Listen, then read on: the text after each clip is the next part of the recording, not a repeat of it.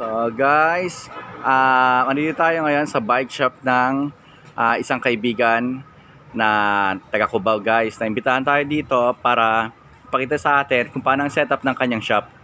Ayan. Ang name ng shop niya guys is R Bikes. Ayan.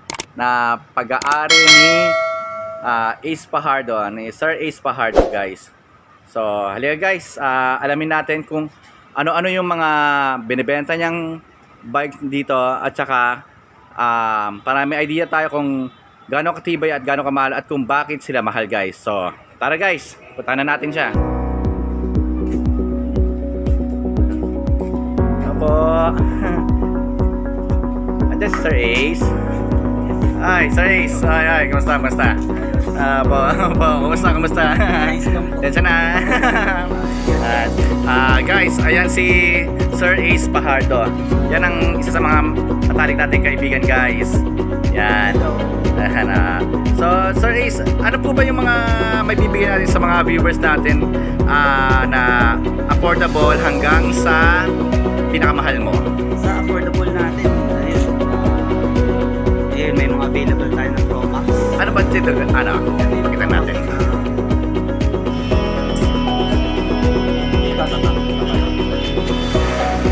Ayun yung mga Pro Max natin. PM17. PM17, Pro Max PM17. Ang price kasi niyan, regular price niyan is nasa 8,500. Pero 8,500. since ngayon naka-sale tayo, pwede yan sa 6,500 lang. Ayan guys, ang Pro Max niya is 8,500 pero since naka-sale siya sa 6,000 guys makukuha natin. So ang laki ng natipid natin. Almost 2,500 guys.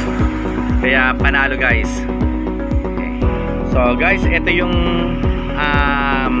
sinasabing affordable na Pro Max guys na worth 6,500. Pro Max PM17. Pro Max PM17. Ayan. Yan, aluminum na siya.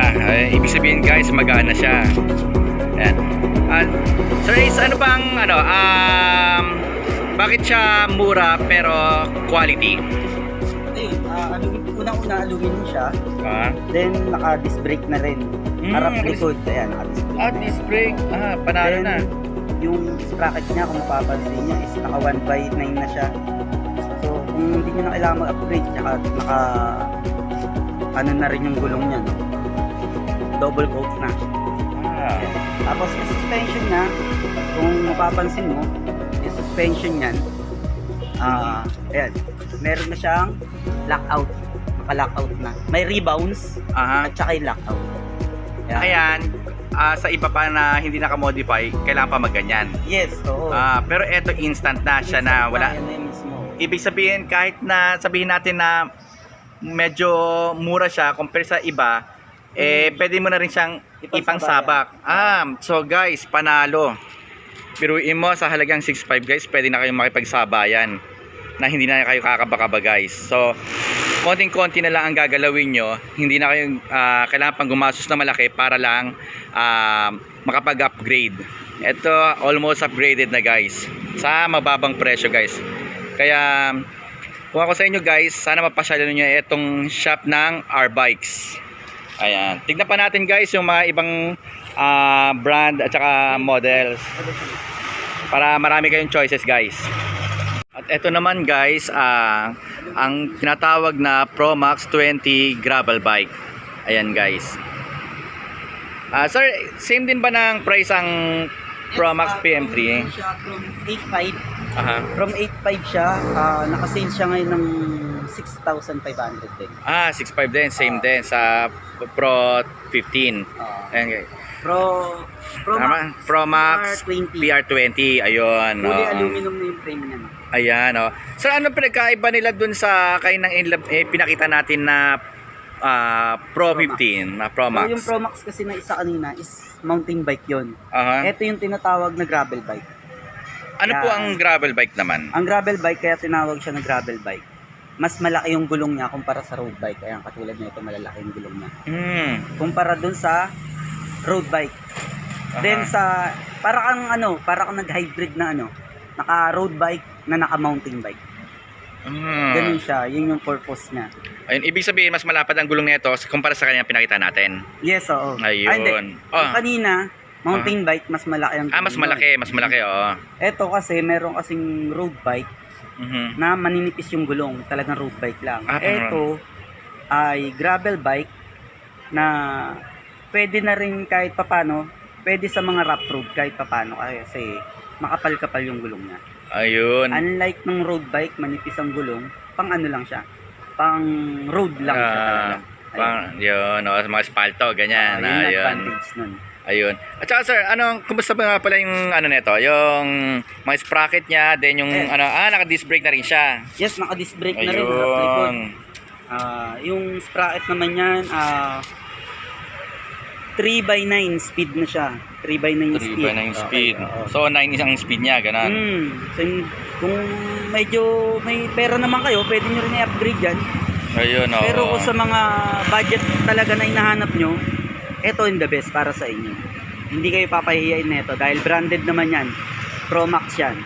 Kahit sa pang province, ubra siya. Yes, lahat. Wow. Kahit city drive, pwede yan. Ayun. Rough road. Kung mga taga Rizal kayo, mahilig kayo umakyat ng bundok, pwede yan. Ayun. From Quezon City to Tagaytay, ubra siya. Yes. Wow, guys. Tuhod. Guys, kayo na lang pala magdadala. Kayang-kaya ng bike, nasa inyo na lang, yung sa endurance nyo. Pero guys, panalo. Yan ang tinatawag na Pro Max PR20 gravel bike. Ayan guys. Ayan. Ito naman ang tinatawag sir na Tossic Traverser 27.5. Kaya siya tinawag na 27.5 dahil sa tires niya.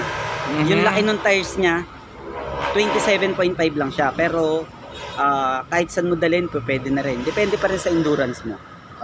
yun Tapos lahat ito puro alloy na rin. Yes. Wow. Although alloy na lahat, maliban sa seat post, maliban din sa suspension. Ano ang seat post niya ngayon? Steel pa yung seat post niya. Ayun. Then pero dun sa frame niya, buong frame niya, stem at saka manubela, aluminum na rin yan. Ayan. So, eto sir, nagkakahalaga po na magkano ang original price niya? Original price nito is 13,000. 13. So, naka-sale pa rin sa AR Bikes ngayon, 9,500 lang siya. Wow guys, 9,500 lang sa 13,000. So, malaki pa rin ang discount guys. Kaya, i-grab nyo na guys kung ako sa inyo. Sayang ang pagkakataon sa ngayon, mas in demand guys ang bike.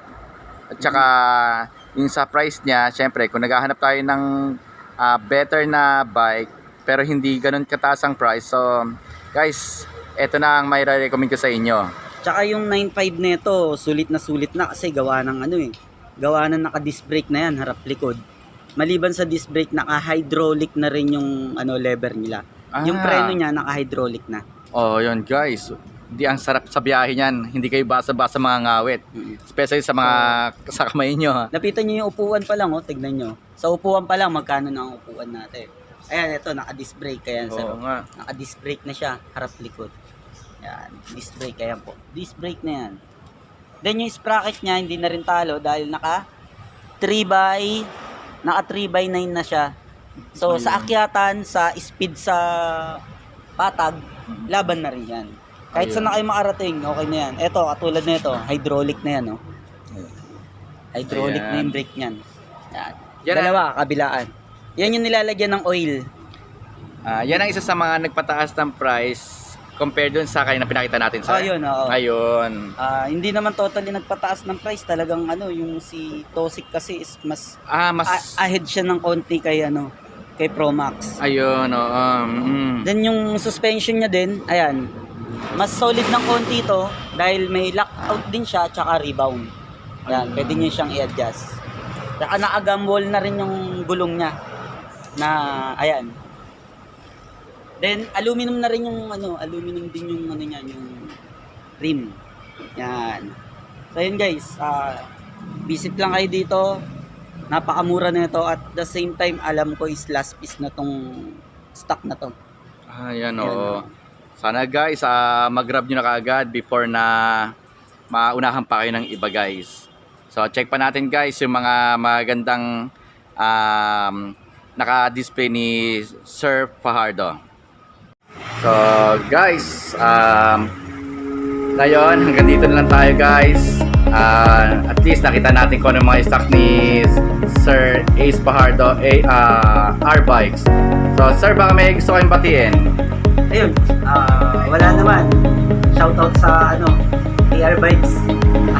Meron din tayong channel, yung AR Bikes mismo, meron din channel sa YouTube.